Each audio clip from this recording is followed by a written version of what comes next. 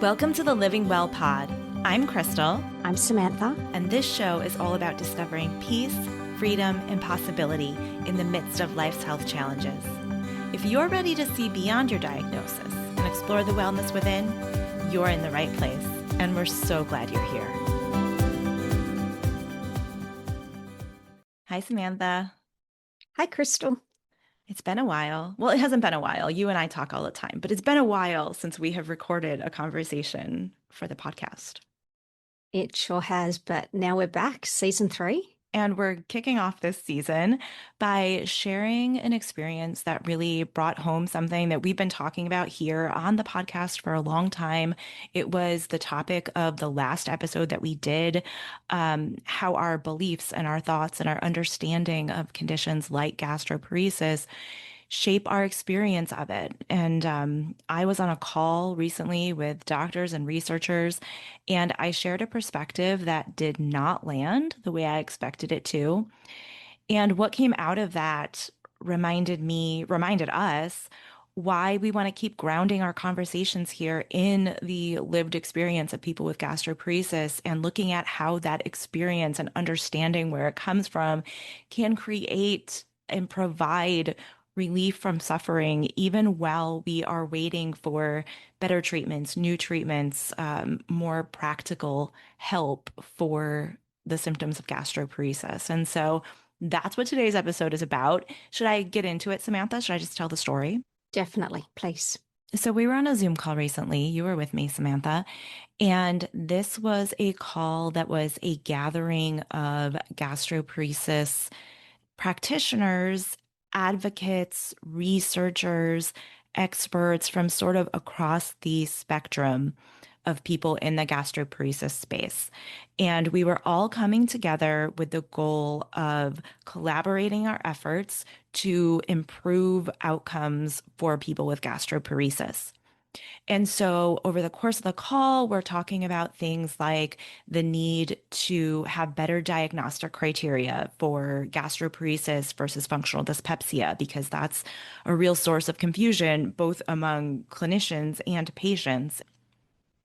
And we were talking about things like access to domperidone and how in the US it's virtually impossible right now to access domperidone and the impact that that has had on patients who really rely on that for symptom management, and access to care, and how some people who live in rural areas of the country don't even have access to a gastroenterologist, let alone a motility specialist. And when you go to the emergency room, they don't know a thing about gastroparesis. And so patients aren't being treated adequately and properly. So, very important topics, things that absolutely deserve attention and collaboration, um, but also things that are going to take some time. And so, as the call is going on, we're about an hour into the call, and I'm thinking, I haven't really heard much about how we're going to help people right now, people who are suffering right now. And so I'm thinking, I really need to raise my hand. I need to talk about, what we have seen to really make like significant differences for people. And so I was very nervous. I was like raising my hand and lowering my hand and raising my hand and lowering my hand. Finally, the moderator calls on me, and I said something to the effect, Samantha, you'll have to tell me if this is actually what I said, but what I think I said was, all of these things that we're talking about are very important, obviously very worthwhile. But as we're working toward these things, we can't lose sight of helping people right now and people's lived experience of gastroparesis. And we know there is a lot of evidence at this point that people's beliefs about gastroparesis, their perception of gastroparesis, their thought patterns, things like symptom-specific anxiety, all of these things really impact people's quality of life and their outcomes. And as people who work with people who have gastroparesis, this is a place where we could have a coordinated effort for how we talk to patients about this condition, the language that we use around this condition.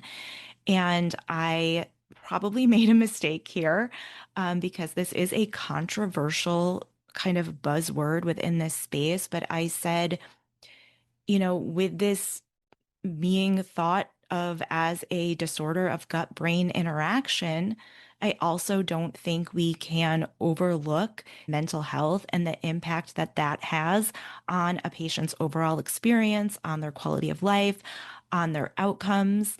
And I said, I know that this is a tricky topic because as someone who's had gastroparesis for 20 years, so many of us have been told that this is all in our heads, and it's very easy to conflate like any discussion of mental health, behavioral health kind of factors with this stigma of it's all in your head or you're making it up or you're exaggerating it.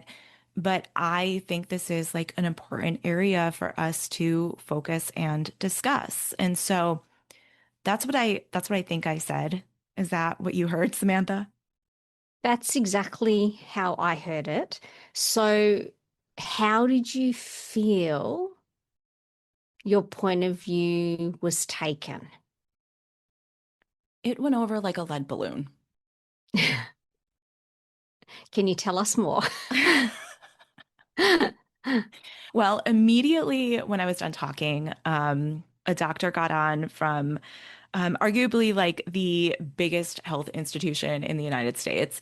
And he very passionately said, this is the reason that we are in the situation that we're in. And by that, he meant that gastroparesis doesn't have enough researchers, it doesn't have enough funding, it doesn't have enough doctors and experts. And he said, because people insist on talking about things like this gut brain connection, and that scares off researchers and it scares off pharmaceutical companies because people don't understand that and they don't want to touch it. And he said, of course, mental health affects outcomes. We know that with things like cancer, and we know that with, I think he said, rheumatoid arthritis. And that's not unique or specific to gastroparesis. And so we can't be talking about it as if it's specific or unique to gastroparesis.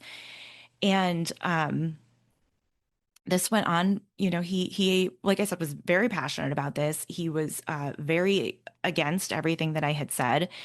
And and then after that, there were a couple of other people who got on, patient advocates who, one person was like, well, you'd have to be brain dead to not have anxiety and depression if you're dealing with these symptoms and this condition. And, I really just felt like either like they didn't hear what I said, or we are just on completely different wavelengths here in terms of, what's going to help people.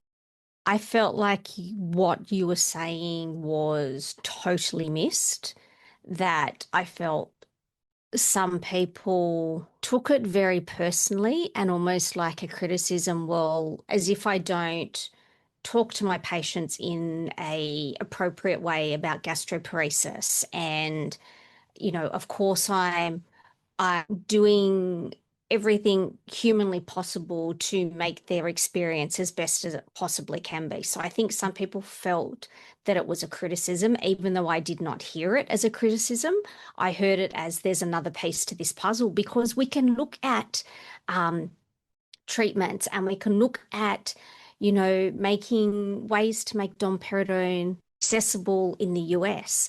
But you and I have seen it with the coaching that we've done, that on paper, you can have someone whose gastroparesis is incredibly severe, and yet they are managing so much better and it's not impacting their life as much. And then you can have someone who, on paper, their gastroparesis is quite mild, and yet their life is being impacted significantly. And so we're looking at it from a completely different perspective.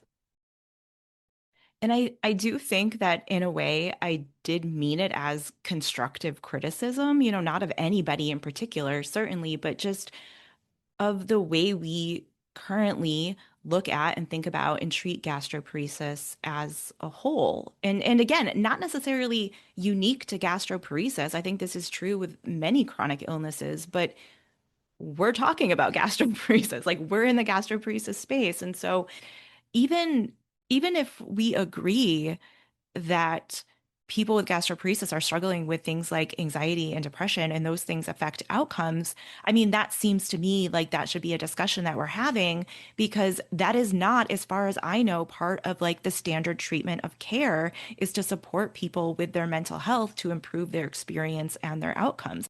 And, if a doctor tells you you have this condition, there is no cure, there are no good treatments, you're basically going to have to figure this out and deal with it. That absolutely is going to impact what you think the rest of your life is going to look like. And that is Mm. absolutely going to impact the thinking that you have and the lens through which you're viewing all of this.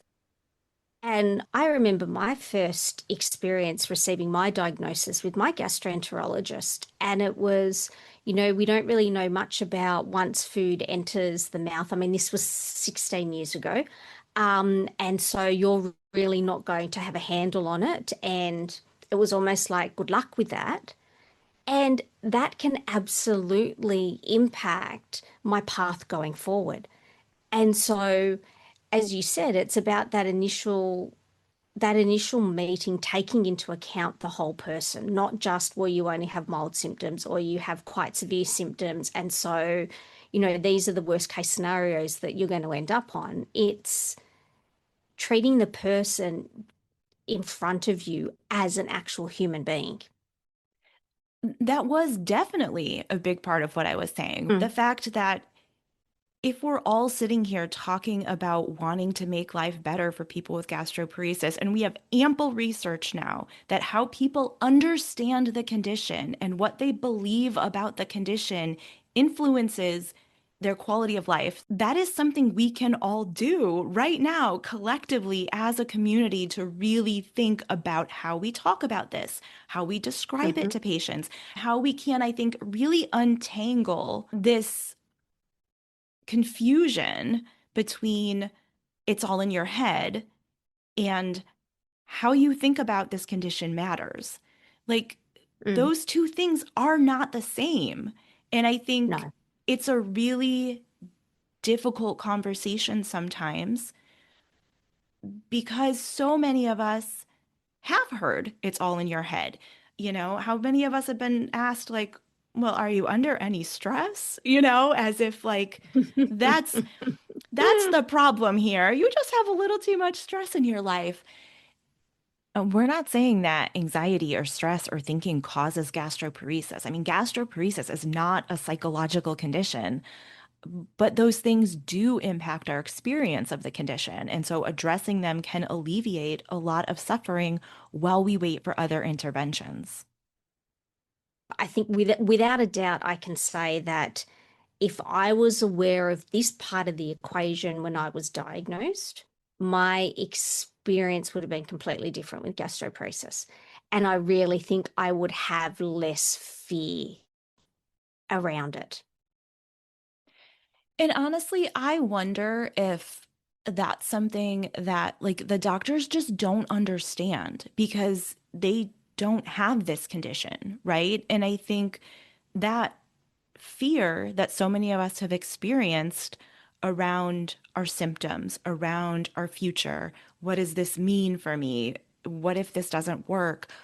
All of those things that, I mean, I think I would guess everybody listening can relate to that fear around this diagnosis and its symptoms in particular. If we can help to alleviate that fear, that seems so worthwhile to me. If that is the only Mm. thing that I ever did in my whole career was to help people feel less afraid, that would be enough for me because I know from my experience, and I think from talking to so many other people at this point, that that fear is one of the most debilitating and painful parts of this. Hmm. Without a doubt. It's like you use the analogy, and I don't know if it's the stereo or the microphone and like just turning the volume down. And that's what it is. If you could just tone down or quieten down that fear, like that just opens up endless possibilities. And not to the exclusion of symptom management, right? Like I'm not saying No, that we shouldn't be pursuing better treatments for gastroparesis. to me, they go hand in hand. They absolutely go hand in hand. We need better diagnostic criteria so people understand what condition they're being diagnosed with, for sure, but not to the exclusion of this conversation that we're having. Like both of those things need to happen at the same time. And I think everybody involved needs to be aware that both of those things need to be happening at the same time, which is what I felt like on that call. It was just completely shut down. It was frustrating. And honestly, I was really embarrassed, initially when I got off that call and I went to talk to my husband and I was like, this is so embarrassing. I just laid this all out here on this call and, this expert in the field basically, you know, really dressed me down like publicly in front of all of these people that, I respect and um, are doing good work in this space. And he said something really important to me, which was that, he said, that's not embarrassing. It's not embarrassing to say what you know to be true, even if other people don't see it as the truth. And that was really important for me. And I think in that moment, it was kind of like, okay, yeah, like, okay, I think I'm going to double down on this. I think this is going to kind of reignite my mission to talk about this stuff and to give people a place and a safe space and a conversation in which to explore this. And, because you and I have seen in our many, many years of doing this work with clients that like this really does ease suffering. And it felt like, okay, this is the piece that makes what we do different. This is the thing that other people don't at this point seem willing to take on and talk about and really look at and share. So, okay, we're here and this is the torch we're going to kind of pick up and keep carrying. And so, in a way, I was disappointed that that did not open up the discussion I was hoping to open up, but it also kind of strengthened my focus in terms of what I want to do with this podcast, with my newsletter that I'm going to be sending out. And I love that it has energized you in that direction because I know how disappointed and despondent you felt initially. And actually, I was just on a call for your Thriving with Gastroparesis group, and I think that group is a really great example of how you're doing this, how you're bringing this to life without denying the reality of what it's like to live with this condition, which I think is what people thought I was saying when I said this in that call. But so talk to me a little bit about what you're doing in your group because I loved what I saw the other night. Thank you. Um, so in the group, I do two coaching calls a month, and I explore with everybody the role that our thinking has in creating our experiences and creating our reality. And then I generally in my calls, I pose a number of questions to my group members to just get them thinking about the role of thought and the typical thought patterns that they tend to have. And yes, it's not that I'm saying, okay, you need to think more positively or you need to just ignore your thoughts, because in reality, our thoughts are always changing and moving through us. But then from the psychology perspective is I teach my group a number of different strategies that they can utilize that helps bring them back to the present moment and what's real and in front of them right now. So it's a combination of, I guess, experiential and practical. Um, and I've really noticed some changes with my group members. Now, those changes are not that their symptoms are less severe, they're taking less medication. It's not that their condition has gone from severe to mild. That's not the case at all.